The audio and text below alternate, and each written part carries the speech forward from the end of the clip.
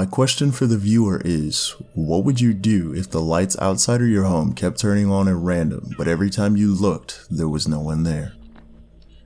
This story happened when I was about 23 years old. I've always been the type of person who double checks the locks before bed.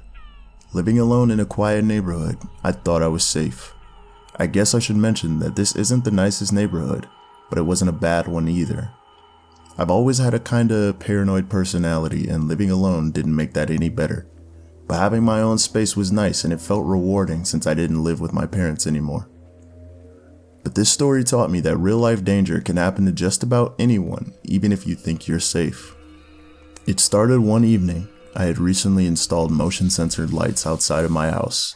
I had put one in my backyard, one in the driveway, and one near the front porch.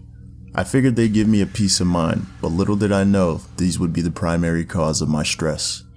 My thought process was, if anyone came around at night, I'd know. At first, they did their job.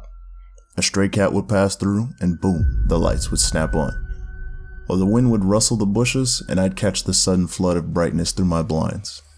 It didn't bother me much, but then it started happening more often than I was hoping for, like way too often. I'd be sitting in the living room watching TV when the driveway light would suddenly flash on. I peeked through the blinds, but nothing was there, just an empty street. Later, the backyard light would go off, but again, nothing.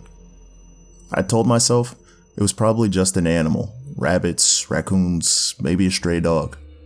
But in the pit of my stomach, something felt off. Then one night, it got worse. Around 2 a.m., I was woken up by the front porch light snapping on. I dragged myself out of bed, annoyed, and peeked through the curtains. This time, I swear I saw something. Just a shadow moving across my yard. It was quick.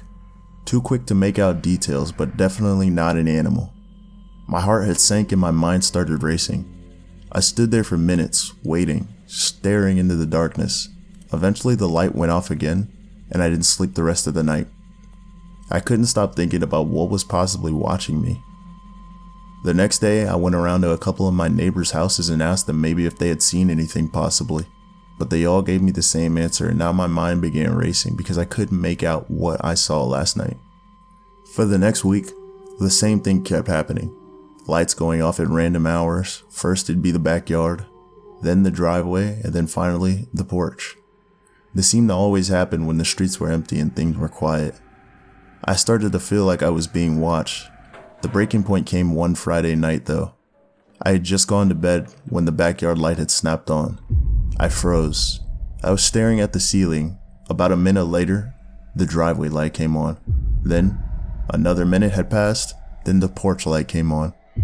One after another, I got up and crept over to that window, and that's when I saw him.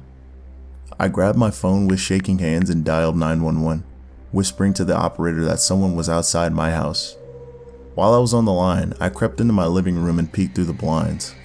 A man was standing in my yard, not moving, not walking, just standing there. His face was tilted upward toward the house like he was looking right at me through the window. The operator told me to stay inside. The police were on their way, but I could barely hear over the pounding of my heart. Suddenly, the lights went off again, leaving him in the complete darkness and me wondering where he's at now. I yanked the blind shut and ducked down on the floor, terrified to even breathe. Minutes later, I heard footsteps, slow, deliberate, moving across my porch.